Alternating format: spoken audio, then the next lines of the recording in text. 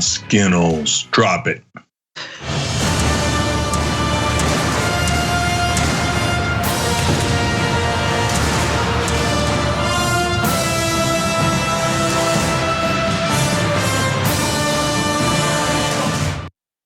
All right, welcome to the Young Turks, the all-Mediterranean panel version of the Young Turks. Cenk Uygur with John Idarola and Francesca Fiorentini. Little Asian in there too, Cenk, just small, anyway. Yes, well, Turks are originally from Asia as well, and my kids are Asian, so Asian and Mediterranean version of the Young Turks panel here. So it is in fact a powerful panel. It is in fact Friday, and we do in fact have amazing stories for you guys. So with that being said, we're gonna weirdly just get right into it. Okay, let's do that then. Last night, Joe Biden gave a speech. You probably watched it here on the Young Turks, in fact. So you know basically what it was like. It was Joe Biden being Joe Biden. But that's not gonna stop Fox News from freaking out, both about what he didn't say, what he did say. Let's start with what he didn't say, though. Sean Hannity feels like there's one area that Joe Biden could have devoted more of the speech to, as he'll describe here. Joe Biden, he needs to pick up the phone. I suggest call Mar-a-Lago and bring unity to the country as he says he so desperately wants, and thank President Donald Trump, because a few moments ago, he tried to take credit for everything that Donald Trump did on COVID-19. 3 vaccines, thanks to Donald Trump's Operation Warp Speed. According to Joe, it was the Biden administration that stepped in, heroically saved America from COVID-19. None of this is true. Where's the unity, Joe? No Trump, no vaccine, Joe. Stop taking credit for something, frankly, you had nothing to do with. Nothing. Okay, I find every bit of that annoying. The only thing I'm gonna focus on right here, though, is Sean Hannity is making clear that the right considers all talk of unity to be a big joke. That he made multiple jokes about unity there. So could centrist journalists get wise to the idea that the right doesn't actually care about that? That's a fake concern that they're expressing? Yeah, all right, I gotta jump in on 2 of these things. First of all, we're supposed to thank idiot Donald Trump, who said maybe we should inject bleach into ourselves to cure coronavirus, he himself got coronavirus. That's how careless he was. Held super spreader events. He's just a blithering idiot throughout, and caused the deaths of over 500,000 people, some of whom would have died anyway because of the epidemic, but a lot of them died because of his carelessness and his inaction. And we're supposed to thank him for that? We're supposed to thank him for the equivalent of what? Nearly 200 9/11s on his watch? Yeah, no, that is not what gets a thank you. Fox News perverts the truth on a regular basis, but it's disgusting every time you see it.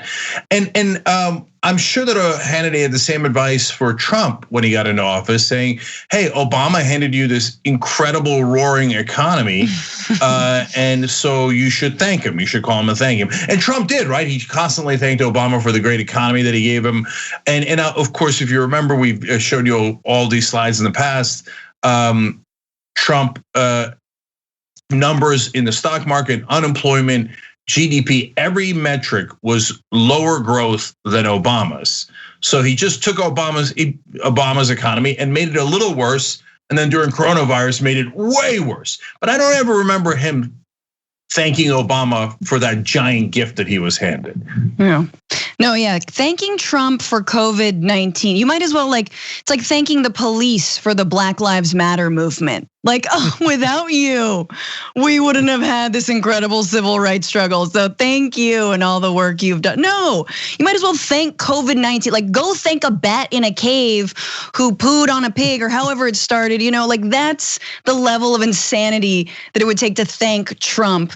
Who, by the way, I know things sort of got started, but all of the reports from the first weeks of when Biden got into office was, this is way worse than we imagined. There is no rollout plan. They were stunned at how tumbleweed the entire rollout was. It's almost like they knew they were gonna lose. And we also know that Trump didn't secure extra shots well into spring. I think it's fair to say we would not be where we are today if Trump obviously we're still in control of the situation. Yeah, well, and really fast, if I could jump in, I mean, this is an example of what you're probably going to see a lot of different bizarre, ever-changing permutations of, which is Sean Hannity now sees that people like the idea that the vaccine is coming out, so he wants Trump to get credit for that. But he spent that entire period telling people that the pandemic's not as bad as everyone's saying. Don't worry about what the scientists say. It's really not that big of a deal. And even if it is, we should reopen anyway. So they're not acting like it was some massive thing that Trump heroically overcame until now. They realize, oh, there's some credit going around. We want to get that. And as soon as they get it, like let's imagine a world in which Biden does call up Trump and he films it. You know, Oprah has a sit down with both of them and Biden gushes over him. What, does Sean Hannity give him positive coverage that night? No, he's not going to. It's just another football being put out for the Democrats to land on their asses trying to kick. I would move to the UK if that happened. I just want to say, if the hell scenario you just described of Oprah interviewing Trump and Biden, bye, like good, I'm leaving. Yeah. So look, we're fair, and so there was one thing that was done right. Although John has promised not to ever be fair to Trump, but sorry, John. Operation Warp Speed seems to have been a relative success, and that's backed up by some people in the Biden administration. So that is one part of how they dealt with coronavirus, and an important part. But the rest of it was absolutely mangled. And I, we mentioned a second ago, there was no plan left for how to administer the vaccine, how to fight the rest of the epidemic, because they don't even believe in masks. They don't even believe in fighting. It wasn't just that they thought they were going to lose, guys. No, the plans they had for executing even their own policies were just empty binders. You remember that Trump would every once in a while do a press conference and he'd hold up a book or be pretending to sign something and somebody would catch it from a different angle and you'd see all the pages are blank. Okay, because they didn't care about governing. That was not a thing that mattered to them. They cared about making money. They cared about owning the libs. They cared about hate and fear and demagoguery. Actual competence never even occurred to them. It's never occurred to Trump in his entire life. I mean, are we having a serious conversation here? The guy said on several occasions that it would, quote, magically disappear. Yeah. And instead, it roared out of control and killed 500,000 Americans. So no, we're not having this conversation. Everything Sean Hannity says is a gigantic lie. Exactly. We're not having that conversation. Let's have a weirder conversation.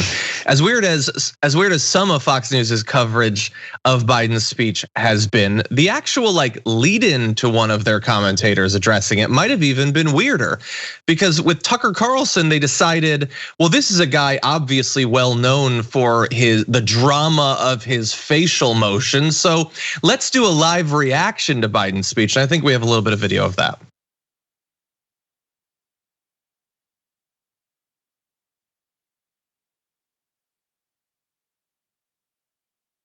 Okay, so it says that we have video. Anyway, so you can see there down in the corner, like we occasionally here at TYT will do sort of like a picture in picture. That's not just a picture of that's an actual video of Tucker that they wanted people to see before Tucker went live.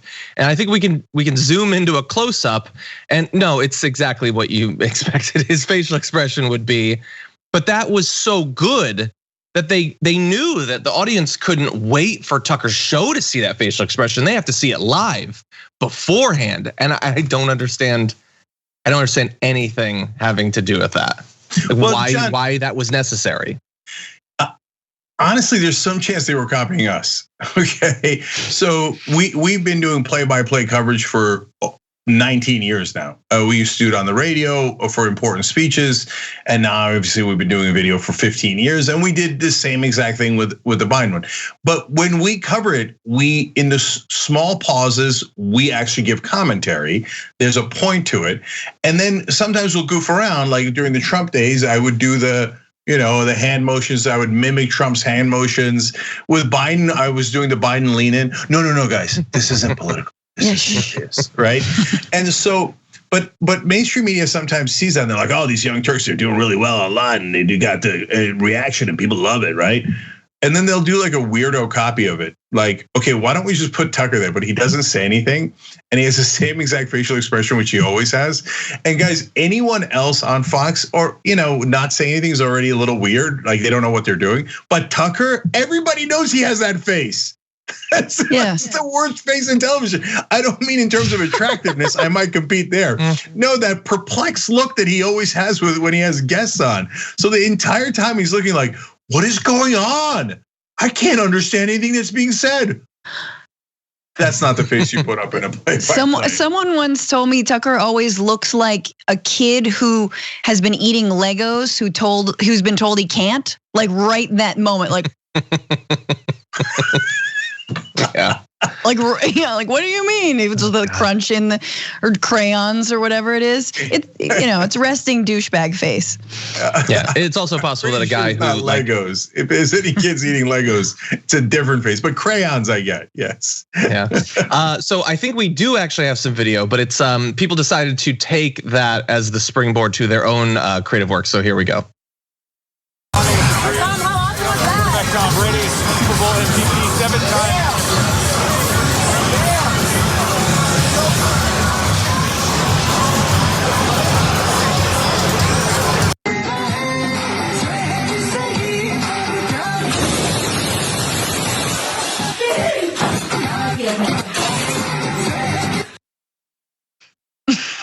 I mean, okay. Can I just say, Jane, really fast, because it wasn't just that they threw to it; they had live Tucker reaction. Like they were really invested in this idea. They're like, Tucker, so what we're gonna do is we're gonna have you for a couple of minutes, but to what end? He's literally just doing his perplexed face and then occasionally cocking his head slightly. He's not saying anything. There's not much in the speech to really respond to, even though they're gonna pretend afterward that it was so abhorrent that they have to lose their minds like Mark Levin did. I don't understand anything that went into that decision, but the creative meme stuff that came out of it's pretty good. Well, I wanted to say about the videos, I had not seen those videos before these memes started going around. And when I saw the Tom Brady and the weird Arabic strip pole thing that was happening there, I too had the same Tucker face. I didn't know Brady got that drunk. I didn't even know Brady drank. You know what I'm saying? So anyways, John, there's some, when you were eating the burger while we were doing one of those play-by-plays or whatever you were eating, that kind of trended. So maybe they got jealous of you. So we'll know it's true if the next time they're doing one and Kilmeade's like, eating like fried chicken or something. It just shows you that they don't trust also, like they're just like, this is how to feel. It's like a how to feel cam, like consistently just being like disapproving and like, does that sound good? Oh, Tucker says no.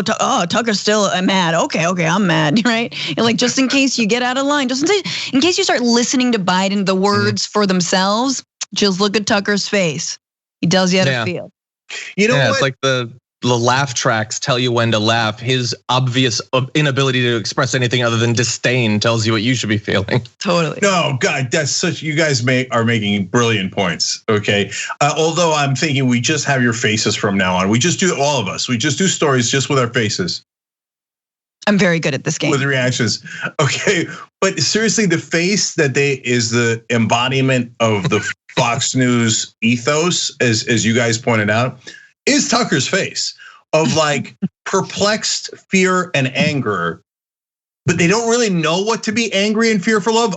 Trans people in the library with a wrench, Muslims crossing the border with a soccer jersey.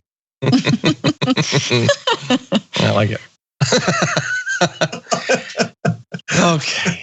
Oh God. No, what we should have done is we should have prepped a live overlay to have him reacting to our commentary about his reacting. No, so meta. That'd have been a good one. Anyway, why don't we launch into our last topic? Brian Kilmeade had a very particular issue with Biden's speech, and it was the fact that Biden was acknowledging how bad things have been. Here's Kilmeade. We don't need to go over the 500,000 dead. We had that moment. Let's talk about the future moving forward. Every time he has a chance to praise the previous administration, he not only doesn't praise, he kicks them in the groin.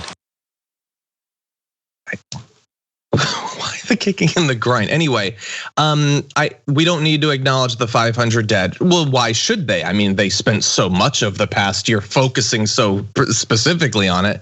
But yeah, at least they did acknowledge it there. They said it and then moved on and tried to tell you that anyone who mentions it, that they're being unfair in some way. But now that we have cruised past 500,000, there's been a lot of ways that people have tried to make it a little bit easier to conceive of how many dead that actually is. Cenk earlier in the show referenced how many 9/11s that is. I heard, it was the first time I heard it, that now that we've reached the 1 year anniversary, it is a little bit more than one person dying every minute for an entire year, which is just devastating. But don't focus on that. I mean, let's move on. We lost. I mean, this is the thing about, I have a problem with the way the right wing spins it, and I have a problem with the way that Biden says, don't bet on America. Why? Because if anyone bet that we would screw it up, they probably won a lot of cash by now because we screwed it up. And it's not a race, it's not a game. Like this is, and and this is the whole thing with just inflating this with if it's a war, we lost. We lost handily. We're still losing it. And there's an argument to be made about, should the country that did the least good job get the most vaccines? Look, as an American, I want all of us to be vaccinated. But there's countries that have done way better jobs at containing the spread on their own, who have far less resources, and yet we're number one in line. So, I know you guys talked about this a bit during the live coverage of the speech, and it's really important to point that out. But also, let me just say, kick him in the groin. You think at what point was Biden, did he at all? I mean, you wanted him to dunk on Republicans just a little bit. Just tell us who actually fought and gave up on this war. Tell us. Yeah. It was Trump. So first of all, to Francesca's point, Biden said, don't bet against America, right? But Francesca's empirically correct. We had the most amount of cases in the world and we had the most amount of deaths in the world. So if you bet against America, you probably would have made a small fortune. I hope you didn't, okay? But with Trump in charge, that was an easy bet. I'm pretty sure that's what Loeffler and Perdue and some other elected officials did, actually. Actually, you're right. They did. They literally bet against America and they made millions. So that's true because they had insider knowledge of both that COVID was coming and that the president was a moron. So when you put those two things together, they were like, oh, bet against America. Okay, sell anything that is involved in the economy except medical supplies, et cetera. All right, so now the main point that Kilmeade was making. So let me get this right. 500,000 dead, and he said that had a moment, and now we should look forward and not reflect on it. You remember them saying that about Benghazi? Mm-hmm. So there was 4 dead in Benghazi, and they spent half a decade talking about it.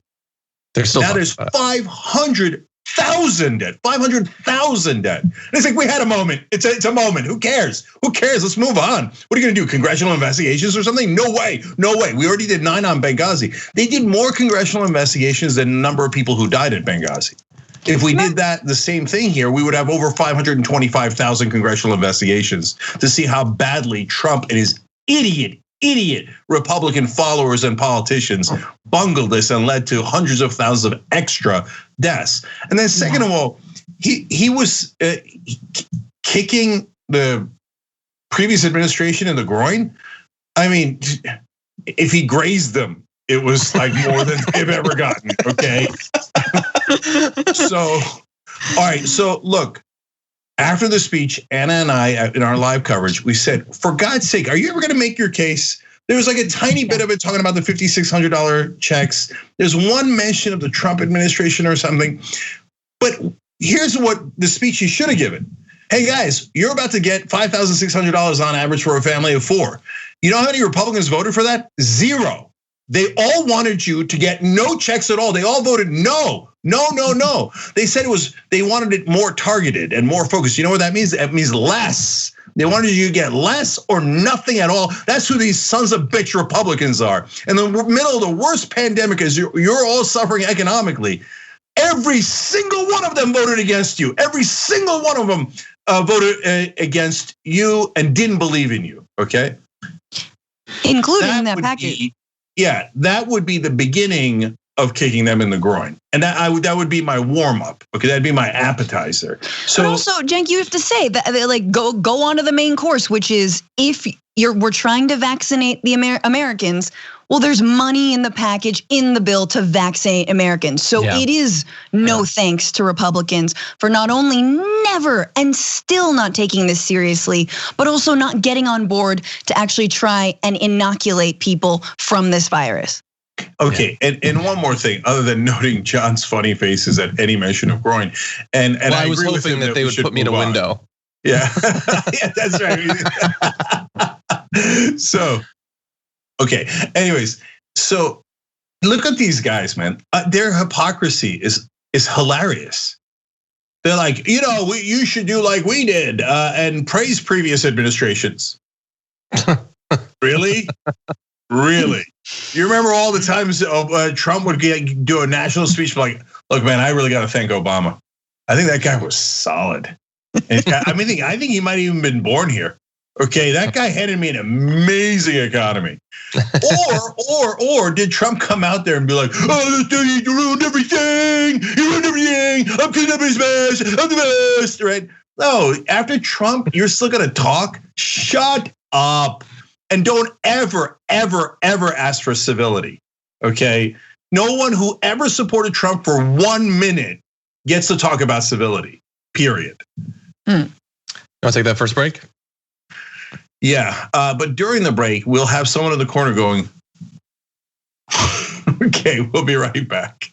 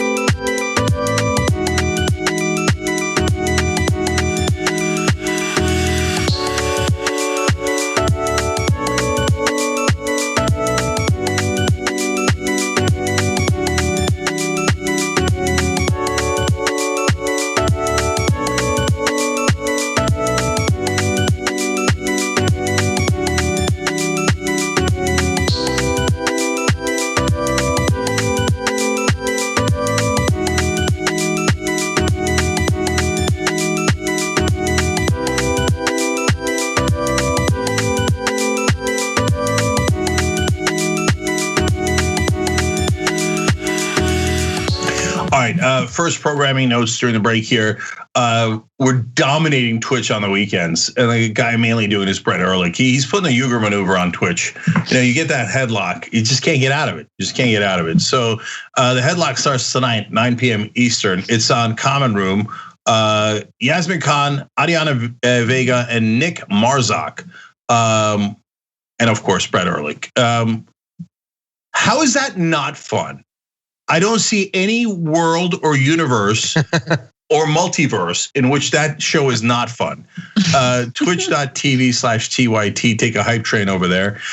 So that's tonight. And then Dr. Rashad Ritchie, he's a little indisputable, quite literally. That's the name of his show on Twitch now. And it's Mondays, 2:15 p.m. Eastern, because we like to do things at 15 after the hour.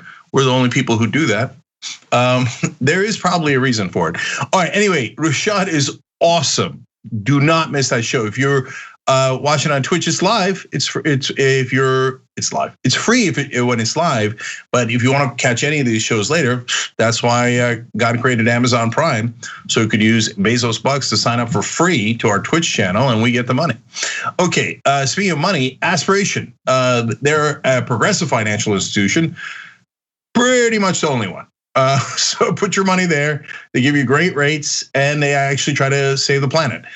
They use when you sign up, they plant trees. If you want, they plant more trees for you as you use the card. All your deposits are fossil fuel free, 3 to 5% cash back on conscious coalition purchases. What is that? That's a coalition of the willing to actually be decent people and decent companies. And you got a chance at becoming a lifetime TYT member. Oh my God, you got to panic. You got to act right now. Aspiration.com/TYT. And do it definitely with a panic. All right, here's members' comments as quickly as I can. Diehard says, on top of that, Pfizer did not take money to develop the vaccine. That's true. They were not part of Operation Warp Speed in that sense. Plug the Dungeon Dragon. Tucker always looks like his guests are eating mayonnaise straight from the jar. I've seen that meme. Approve Al writes in, if John could keep doing his classic awkward Chris Christie standing behind Trump imitation, that would be wonderful. Yes, that was one of like the best things to ever happen at TYT. And Greg says, yeah, it's not like Trump spent an entire 4 years blaming Obama for everything. Exactly right. We'll be right back.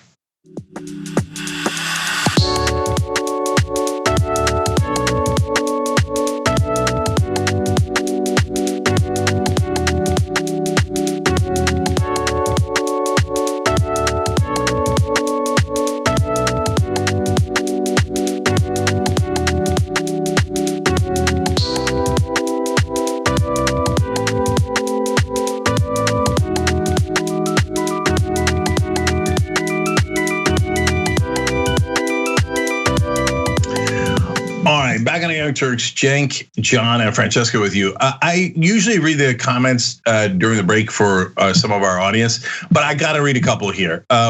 So Baker Brigade said in our member section, COVID deaths, fine, take a moment. Dr. Seuss, outrage, 10 days plus the entire 2024 election cycle. But they really believe that. They do. They're insane. And I love that comment. Smartest audience in the world. TYT.com/join. Or you can hit the join button. Hey, Myra Long and Lee Smith just did it. Are they American heroes? I guess. And then finally on YouTube Super Chat, Parker says, epic power panel. Cenk, Francesca, and John. This trio will be remembered in the history books. Damn. Okay, I gotta be honest with you, Parker. That is not true. Okay, we will not be remembered in the history books at all, but I appreciate your sentiment and you're awesome. And then finally, Rizal writes in, is it a fantastic Friday? I've been waiting for that. Okay, all right, John, take it away. Okay, let's do this.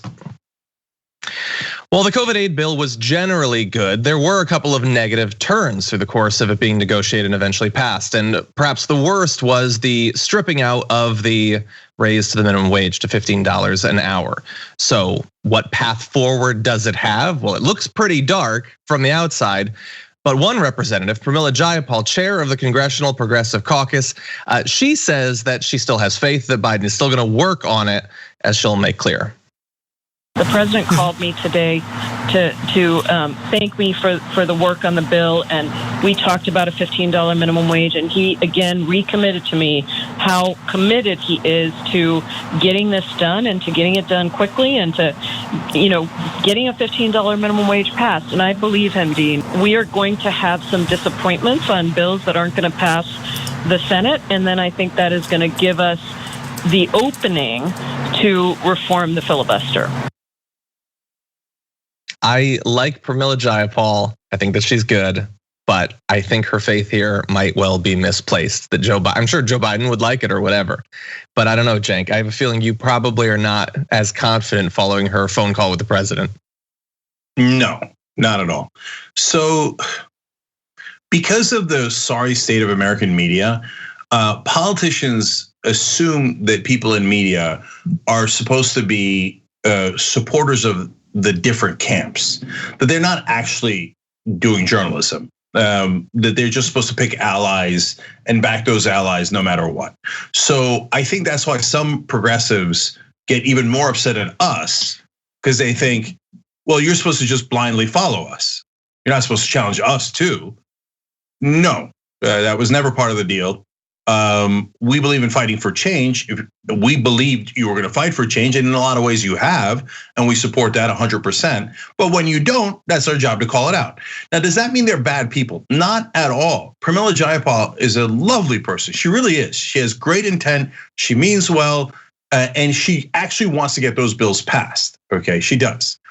But Joe Biden reassuring you means absolutely nothing. It's actually potentially counterproductive. So let me explain why. When she says, I believe him, and leaves it at that, well, what you've lost is an opportunity to make a specific demand. So that's the way power works. Manchin didn't have a call with Biden and say, like, pretty please, but I leave it up to you. And Biden said, oh, I'll do what you want. And he said, I believe him, and moved on. No, Manchin said, no, I'm not gonna pass the bill. I'm gonna vote no. I'm not gonna let one of your nominees through. I'm gonna vote no. And so they did not have a polite conversation. And guess who won and who lost in the COVID relief bill? Manchin won on almost every concession he demanded. We demanded no concessions and won on no concessions. But we got a lot of calls from Biden. And so I believe him is really bad news. So you're wrong to believe him. You're factually wrong.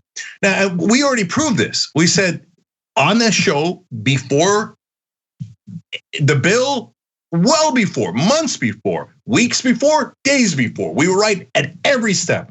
We said Joe Biden and Chuck Schumer and Nancy Pelosi said, oh, we want to pass the $15 minimum wage. We said we don't believe them. They're not telling the truth. It's the first thing that they're going to kick out of the bill. Who was right and who was wrong? It's not to brag. It's so that you get it right going forward. Now, when I say that, if there's any progressive legislators watching now, they'll be furious. How dare you tell me I got it wrong? Yeah, I dare, because I'm just as valid as you are. When you get to Washington, don't buy into the hype that you're a special elite person that is above criticism. If you do, that's not on me, that's on you, okay? So Representative Jayapal, you constantly believing Democratic leadership and then them showing the exact opposite, that they were not to be believed, that they did not want it in the bill, and it was in fact the first thing they took out of the bill. Well, then you've been honestly counterproductive. And if your strategy next time around is to do the same exact thing and say, well, it's okay, I got access. I talked to Joe Biden and he said, yeah, sure, trust me, just like last time.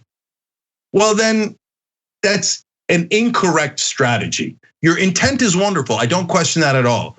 But your strategy so far has definitely not worked. And again, my guess is if she or anyone in her staff ever sees this, they'll never talk to us again. Never, okay? How dare you say my strategy was wrong? Look, I'm sorry, but you're not a king, you're not a queen, and I don't give a damn that you're a congresswoman. People in power always are like, oh, you have to call me congressman. You don't call me by my first call me senator. I'm a very important person. No, you're not. You're just a citizen like all the rest of us, and we're asking you to do your job. Your job is to be a representative of us. It's not the other way around. I mean, I agree with you that it was a sort of a moment of where she could have said the opposite, like, and we're gonna hold his feet to the fire on that promise. But instead it was a I believe him, which was like, that was kind of a throwaway of your power. Because I would actually say that Biden speaking to the head of the Congressional Progressive Caucus is pretty important. Like, that's not nothing, So I think that with that access and with that power, I think that shows that Biden is willing to listen, but you don't turn that around by then saying, and then we believe him, even though they clearly didn't even overrule the stupid parliamentarian to put this in the bill in the first place, and probably padded the ultimate Bernie Sanders addition to the bill in the form of the amendment and made it look like 8 Democratic senators oppose it, even though they totally don't oppose it. They're just trying to run cover for Biden. So, I get what you're saying, Cenk, and I think obviously we need to hold Pramila and other progressive Congress people accountable. But it is something that, like, she clearly has the ear. Just don't say the "and I believe him" period point. I'm curious as how the rest of the interview went. Well, I agree. No, go on, Jack. I want to go further than that, but John, go ahead. Yeah, I would say I agree with basically everything you've said about the component having to do with Biden specifically, but I think there's a ton that's missing that doesn't even, like, even if we assume that Biden's totally being honest and he totally is gonna prioritize it, that's not the only thing that matters. So if you're prioritizing it, does that mean you're gonna like ask for it to be done? Or does that mean you are going to put serious pressure on the specific senators to say they're not gonna support it no matter what? Like, what, you want it, so now Joe Manchin's gonna be cool with it? Or are you going to make Joe Manchin cool with it? Right. And even beyond that, let's say that hypothetically we get Joe Manchin and Kristen Sinema and some of the others to support this that they say they won't support. That still wouldn't be enough to get it passed now that we've missed the opportunity to pass it via reconciliation. So has your position on getting rid of the filibuster or massively changing it changed? And will you put pressure on people like Kristen Sinema and Joe Manchin to do that as well? Because if you won't do those things, at the end of the day, at that point, I don't even care how much you genuinely support any particular piece of legislation. None of them will get passed until the more fundamental changes are done. And so I would want way more from her about what he said about those things. Yeah, so John, you nailed it. So what I was gonna say in going further is, having a conversation with Joe Biden, hey, are you in favor of it? Yeah, oh, you are? Oh, me too, yeah, great. Is useless, totally, utterly useless. Like I said, it might be even counterproductive. What you use that opportunity for is, yes, Mr. President, but it's really important that you tell me what your plan is. What is your plan for passing it? Oh, well, we'll do blah, blah, blah. No. Mr. President, I have a constituency and I'm the head of the Progressive Caucus. I need to know whether you actually have a plan. If you don't have a plan, we're gonna have to come up with a plan. And then if it doesn't agree with what you agree with, that's, hey, we'll have to sort that out in public, okay? But we're gonna pass this goddamn thing, whether it's our plan or your plan. But you have to show me an actual plan to pass it. Loose talk of, eventual reform of filibuster right before we lose power is not a plan. It's not a plan. It's not a plan. What John just explained to you, honestly, is more than almost any legislator in Congress. Again, they'll be heartbroken. How dare you? We're above you. You're below us, and you can't question us. Really? Then what is your plan? Tell me your genius plan. And the reason I say that, guys, is because they don't have one. I'm positive they don't have one. And look at what she said there. Oh, eventually because of the other bills that have to pass, we'll do some filibuster reform. That ain't a plan. That ain't a plan at all. A plan is, here's how we're gonna flip those 8 Democratic senators. Here's what we're gonna do specifically on this piece of legislation. We're gonna attach it to another must-pass bill that the Republicans are all going to vote against, and we're gonna insist on it, and we're gonna insist on it 6 months in advance, so you don't at the last second do the same trick you do every single time, including COVID relief. Oh, blocking it would delay the passage of this important bill, and then progressives would be responsible for the delay, and it would be your fault. No, I'm telling you right now, 6 months in advance. We're gonna block that bill, and we're gonna put minimum wage, and it's gonna be in the bill, and we're not gonna have a conversation about it. Okay, now what are you gonna do? That's a plan. It is specific to a piece of legislation that actually has a chance of passing, and it uses your power. Tea and crumpets at the White House is irrelevant, totally, utterly irrelevant. That when I hear that piece of, look, I get it. Jayapal is not telling you every part of the conversation that she had with Biden. And I know some of you probably, and I love you for being this wonderfully naive because it means you're a good person, you have a good heart, etc. Think like, oh no, they're really smart, legislators, and they're they're in power. They must be really great. They probably did come up with a plan. They just don't want to share it with you, guys. I've talked to these legislators. I've talked to their staff for decades now, and in this particular situation, just recently, with many of them, there is no plan. They're not secret geniuses. They're uncomfortable making a demand. And we've known forever and ever, power never concedes without a demand. But it would be rude. It would be rude. I would feel personally uncomfortable. Well, now we're gonna make you uncomfortable. And you could hate me for the rest of the time. I don't care. The only thing I care about is pass the goddamn bill. If you don't pass the bill in these 2 years, it will be a remarkable record of failure. That's the reality. There's you can shoot the messenger all you want. It doesn't matter. If they finish the 2 years and they haven't done the bare minimum of passing $15 minimum wage, it's gonna be history will write it down as a giant failure of not just the Biden administration, because they didn't actually want it. It will be a giant failure of progressives in Congress. And here, I'll tell you one other thing ahead of time. Guys, you think we're born yesterday? Maybe the legislators are, I don't know, but we're not. They're gonna say, oh, the minimum wage, oh, we're gonna do it. I'll tell you, we're gonna do it. $11. Hear me now, quote me later. They're not gonna do $15. They're gonna do $11. We already know it. Manchin already said it. Manchin is president. Joe Biden agrees with Manchin on everything. He just uses him as a foil. When Manchin says $11, that's Biden saying $11. So if I'm in the meeting with a Biden and he says, oh yeah, generally, vaguely, we'll do it later. I say, wait, 11 or 15? Because if you go a penny under 15, I'm gonna come for you, okay? And we're gonna vote no on all your goddamn bills. But progressives would never do that. It's so rude and not nice. Well, we need a leader that's willing to fight for us. But on this issue, it's literally called fight for 15. It's not called plead for 15, have pleasant conversations for 15, beseech the parliamentarian for 15. It's called fight for 15. So we'd love to see that fight. Still to this day, the honest reality is no fight at all from progressives. And I'm not putting it all on the House, by the way. The Senate, including Bernie Sanders too, he keeps saying, oh, we're gonna do it, we're gonna do it. Really? Intent doesn't solve it.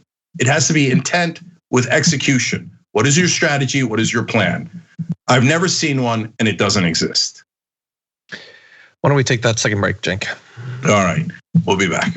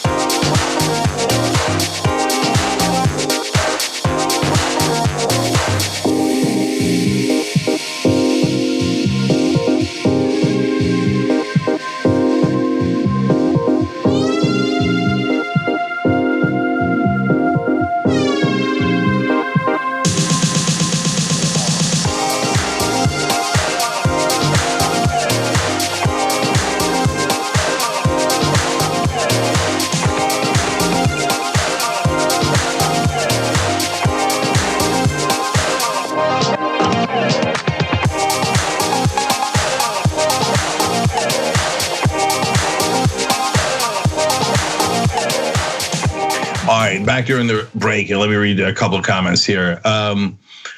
Little Mac McGee writes in the members section, while I want to back up Representative Jayapal, GOP and a few Democrats are making Biden's commitment impossible, and he's offering little to no leadership to push it. Guys, in politics, saying I'm generally in favor of something is the easiest thing in the world. You'd have to be a total moron not to say that you're in favor of a popular position. That's not the question. The question is, are you actually going to pass it? And if Joe Biden wants something passed, like the COVID relief bill, he obviously knows how to pass it.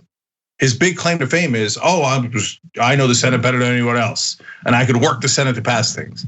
Oh, minimum wage, oh golly gee, there was nothing I could do. I'll do it next time because I really like it, wink. Chuck Schumer says he wants a $15 minimum wage in the bill, or overall. He's the one who wrote it out of the bill. Chuck Schumer wrote it out of the bill. He doesn't want it. You know how I know? Because if he wanted it, he would have put it in the bill. That's how bills work. Okay, but the media sucks, honestly. They're the worst. They're like, every one of them writes, Chuck Schumer and Biden really want $15 minimum wage. They really want it. They took it out of the bill and they killed it on purpose, but they really, really, really, really want it. Okay, just retire. Go do something else. Regular reporters, it doesn't pay that much anyway. Go be a banker. It's a much better way to sell out to the establishment.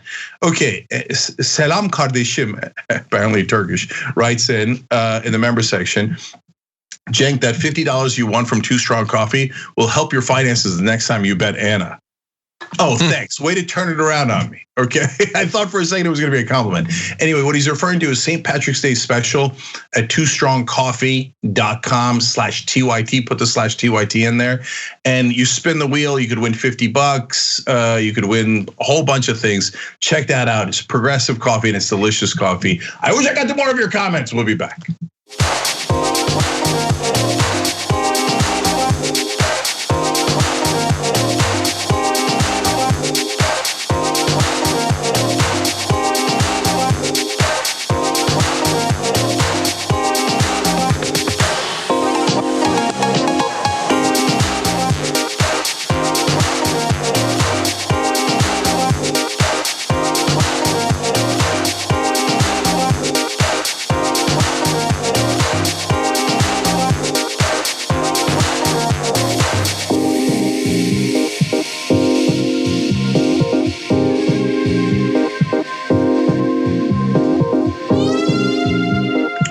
Back on a Young Turks, Cenk, John, and Francesca with you guys.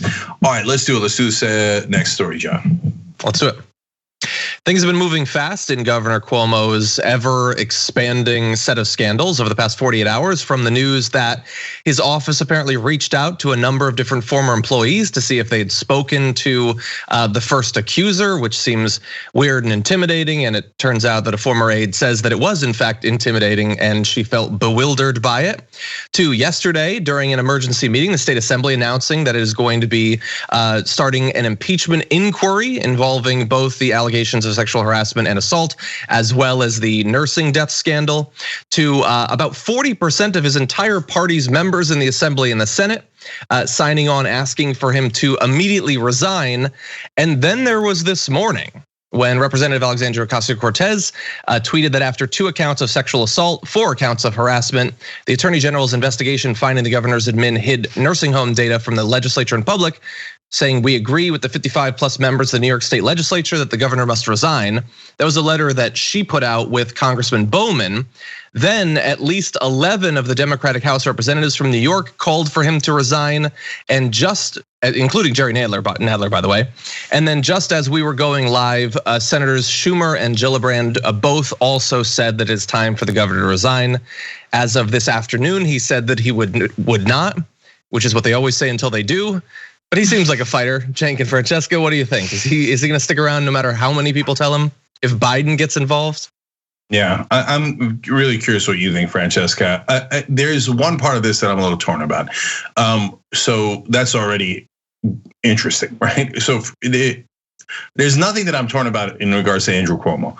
He's an establishment Democrat extraordinaire, and he's been wrong on so many issues, and he's attacked progressives and good-meaning people behind the scenes in 1,000 different ways.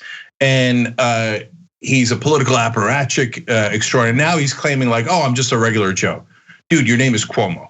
Your dad was governor, you're governor. Don't pretend you're one of us, okay? You're an ultimate insider, and you use the insider system to attack all of your opponents. You've done it for decades. And as Anna keeps pointing out, rightfully so, the guy cut $400 million from Medicaid. Actually, overall, the cuts were slated to be $2.5 billion. They had to talk about doing it in the middle of the pandemic, delayed for after the pandemic. But some of the cuts that he had done earlier was the reason why they didn't have enough hospital beds. And that's why he then took the people from the hospitals, put them in the nursing homes, and then everybody died in the nursing homes, and then he had to lie about it. So for all those reasons, he already was a terrible governor from a perspective of people who, I was gonna say progressives, but really anybody, okay? The progressive critique of him is correct, is my point. On the sexual harassment issue, the only thing I have here is that, and that's why I'm curious what both of you guys think about it. part of me thinks, okay, yes, but let's go through the process. Like, so the last allegation is groping. If that's true, he should be gone within the minute, right? So that's not a question. The question is, how true are these? Now, six is a lot, right? On the other hand, if you remember with Al Franken, it had piled up to be a big number, but every one of them was like a fake picture. We took a picture once and he put his hand around my shoulder. And they were like, 11. I'm like, no, that's not 11. Like, right? But let's have an investigation. So there is a part of me that says, are we sure that these are all true 100%, that we can act on it? And I get the other point, which is they don't all have to be 100% true. There's 6 of them. It looks like we've got an obvious pattern here. So, Francesca, what do you think?